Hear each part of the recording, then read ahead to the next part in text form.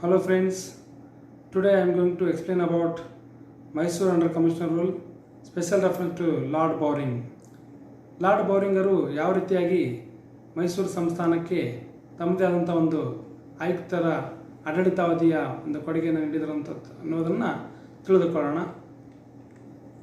So Lewin Bentham Bowring was a British civil servant in India who served as Commissioner of Mysore between 1860 to 1870. He was also an author and man of letters. ಬರೀ ಆಯುಕ್ತರಾಗಿ ಸೇವೆ ಕೊಡಲಿಲ್ಲ, ಒಬ್ಬ ಬರಹಗಾರರು ಕೂಡ ಕರ್ನಾಟಕ ಚರಿತ್ರೆಗೆ ತಮ್ಮದೇ ಆದಂಥ ಕೊಡುಗೆಯನ್ನು ನೀಡಿದ್ದಾರೆ. ಅವರು ಬರೆದಂಥ ಕೆಲವೊಂದು ಗ್ರಂಥಗಳನ್ನು ನೋಡೋಣ. Hyder Ali and Tipu Sultan, edited works, autobiographical recollections, parents John Charles Bowring.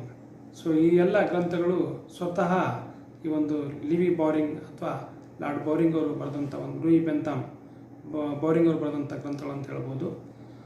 So Lewin Bentham Bowring was a British civil servant in India who served as commissioner of Mysuru between 1862 and 1870.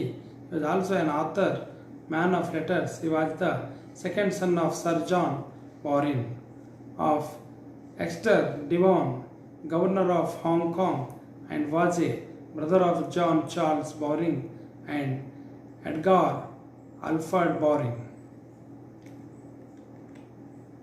Career of Bowring. So ಬೌರಿಂಗರ ಒಂದು ಏಳಿಗೆಯನ್ನು ನೋಡೋಣ. Bowring joined the Bengal Civil Service in 1843. He became assistant resident at Lahore in 1847 and later joined the Punjab Commission from 1858 to 1862. He was private secretary to the Viceroy of India. Lord Canning Bowring served as Chief Commissioner of Mysore from 1862 to 1870. This was during the period between 1831 to 1881 when the Maharaja of Mysore had been dispossessed of his state by the British Raj and Mysore was being administered by the Mysore Commission.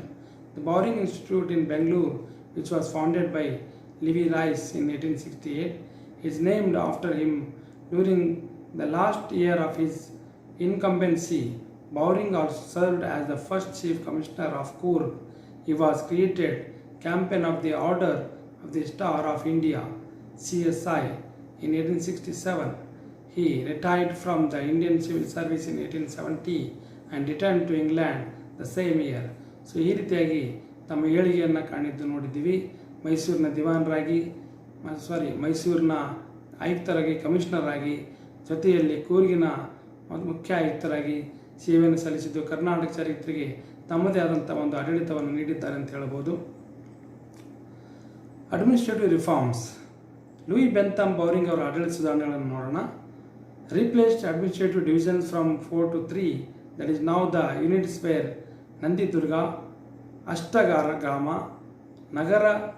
Nagara commissioner, Nagar ಎನ್ನುವ ಅಂದರೆ ಈ ರೀತಿಯಾಗಿ ಅಂದರೆ ಒಟ್ಟು ನಂದಿದುರ್ಗ, ಅಷ್ಟಗ್ರಾಮ ಮತ್ತು ನಗರ ಈ ರೀತಿಯಾಗಿ 3 ವಿಭಾಗಗಳಲ್ಲಿ ವಿಂಗಡಿಸಲಾಗಿದೆ ಇವರ ಆಡಳಿತ ವ್ಯವಸ್ಥೆಯನ್ನು.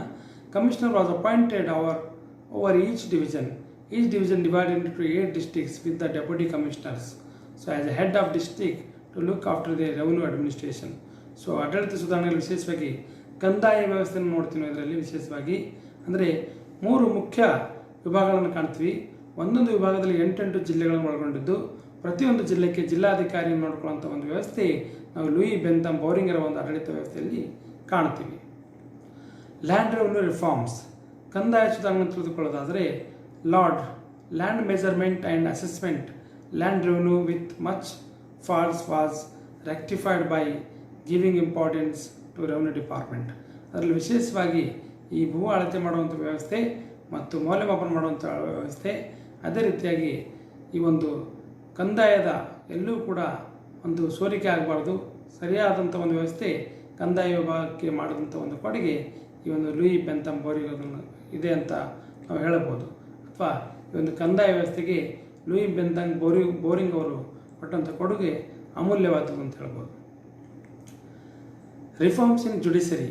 ಲೂಯಿ ಬೆಂಥಮ್ ಬೌರಿಂಗ್ ಅವರು ನ್ಯಾಯಾಂಗದಲ್ಲಿ ಮಾಡಿದಂಥ ಸುಧಾರಣೆಗಳನ್ನು ನೋಡೋದಾದರೆ Indian Penal Code and Criminal Procedures Code was introduced instead of cash payment to code stamp papers were introduced. So ಈ ಒಂದು ನ್ಯಾಯಾಂಗ ವ್ಯವಸ್ಥೆಯಲ್ಲಿ ಮಹತ್ತರವಾದಂಥ ಒಂದು ಬದಲಾವಣೆಯನ್ನು ಲೂಯಿ ಬೆಂಥಾಮ್ ಬೌರಿಂಗ್ ಅವರು ತಮ್ಮ ಆಡಳಿತಾವಧಿಯಲ್ಲಿ ತಂದರು. ಅದು ಏನಂತಂತಂದರೆ ಹಣ ಕಟ್ಟುವುದರ ಬದಲಾಗಿ ಸ್ಟ್ಯಾಂಪ್ಗಳ ಮೂಲಕ ಒಂದು ನ್ಯಾಯಾಂಗದ ವ್ಯವಹಾರಗಳು ನಡೆಯುವಂಥ ಒಂದು ಕಾರ್ಯವನ್ನು ಜಾರಿಗೆ ತಂದರು ಇವರು. ಜೊತೆಯಾಗಿ ಎಜುಕೇಷನಲ್ ರಿಫಾರ್ಮ್ಸನ್ನು ಕಾಣ್ತೀವಿ, ಶೈಕ್ಷಣಿಕ ಸುಧಾರಣೆಗಳನ್ನು. Credit of encouraging education on large scale goes to Bowring central education agency was set up. Some of major works are set up Bengaluru high school. So ಈ ರೀತಿಯಾಗಿ ವಿದ್ಯಾಕೇಂದ್ರಗಳನ್ನು ಆರಂಭಿಸೋದ್ರ ಮೂಲಕ ಶಿಕ್ಷಣಕ್ಕೆ ಹೆಚ್ಚಿನ ಮಹತ್ವ ಕೊಟ್ಟಿದ್ದು ಲೂಯಿ ಬೆಂಥಾಮ್ ಬೌರಿಂಗ್ ಅಂತ ಹೇಳ್ಬೋದು.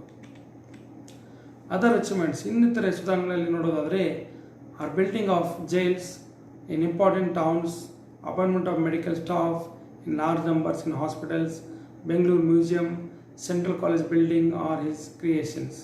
ಒಟ್ಟಾರೆ ಇನ್ನಿತರ ಸುಧಾರಣೆ ನೋಡೋದಾದರೆ ಈ ಒಂದು ಜೈಲುಗಳನ್ನು ನಿರ್ಮಾಣ ಮಾಡೋದಾಗಿರ್ಬೋದು, ಅಥವಾ ಆಸ್ಪತ್ರೆಗಳಲ್ಲಿ ಮೆಡಿಕಲ್ ಸ್ಟಾಫನ್ನು ಅಪಾಯಿಂಟ್ ಮಾಡೋದಾಗಿರ್ಬೋದು, ಬೆಂಗಳೂರಿನ ಮ್ಯೂಸಿಯಂ ಜೊತೆಯಲ್ಲಿ ಸೆಂಟ್ರಲ್ ಕಾಲೇಜಿನ ಕಟ್ಟಡ, ಇದೆಲ್ಲವೂ ಕೂಡ ಈ ಒಂದು ಲೂಯಿ ಬೆಂಥಾಮ್ ಬೌರಿಂಗರ ಒಂದು ಅಭಿವೃದ್ಧಿ ಕಾರ್ಯ ಅಂತ ಹೇಳ್ಬೋದು.